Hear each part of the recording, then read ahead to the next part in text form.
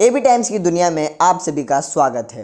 कुछ दिनों पहले मुमरा के टोरेंट पावर के ऑफिस में मुमरा के एनसीपी के सारे लोग पहुंचे थे और शमीम खान और उनकी टीम ने मिलकर वहां आंदोलन किया था। मैं साहिल, आप सभी का स्वागत है एबी टाइम्स में।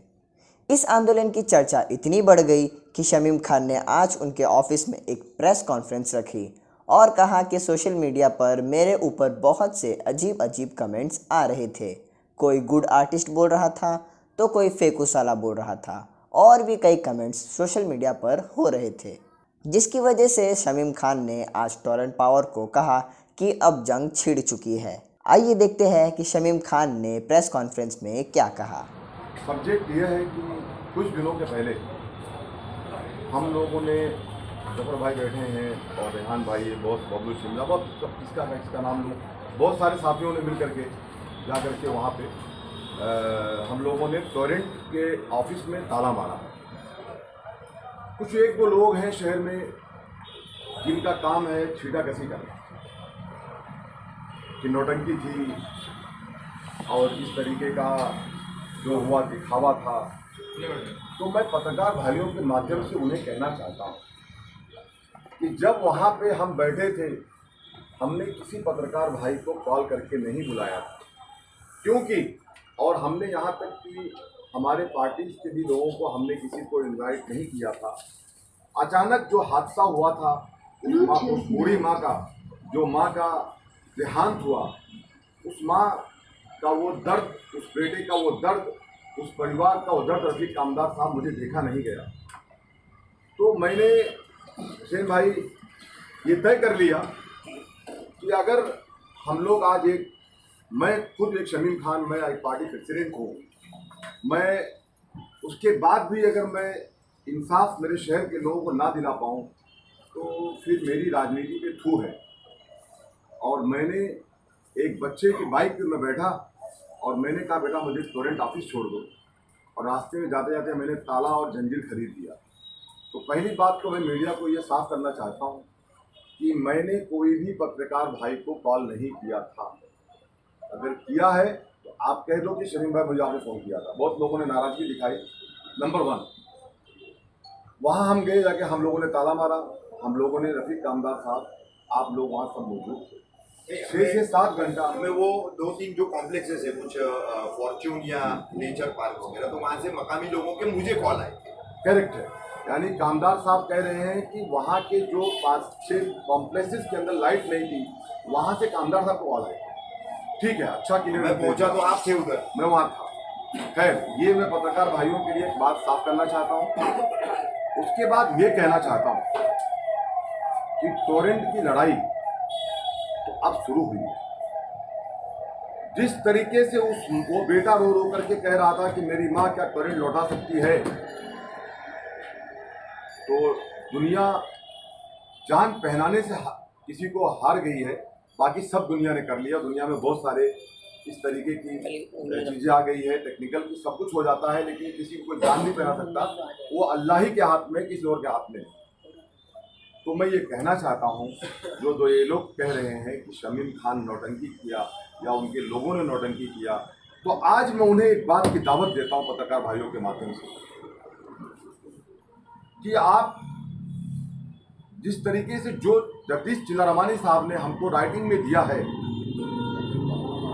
वो काम अगर नहीं हुआ, जैसे मैं एक बार फिर रिपीट कर दूं मीडिया के माध्यम से मुमरा शहर की जनता के लिए, कि सबसे पहली बात तो ये थी कि हम लोगों ने ये वहाँ पे तकरीबन किसी इलाके में 48 घंटा, किसी इलाके में 72 घंटा, किसी इलाके में 24 घंटा जो लाइट नहीं रही, वो आक्रोश में हमने आंदोलन किया।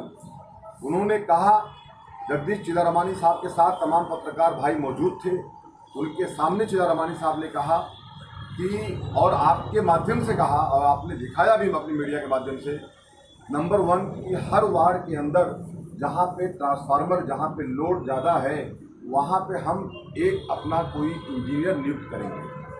नंबर 1 ये बात मैं साफ कहना चाहता हूँ आपके माध्यम से। नंबर 2, हमारी लड़ाई बहुत दिन से चल रही थी। हमारे नेता डॉक्टर जितेंद्र अवाड साहब ने, हमारी गवर्नमेंट थी तो पीडी की स्कीम लाए थे जबर भाई, तो उस वक्त जो है वो स्कीम चली, उसका लोगों ने लाभ भी उठाया, लेकिन बीच में ये स्कीम बंद हो गई।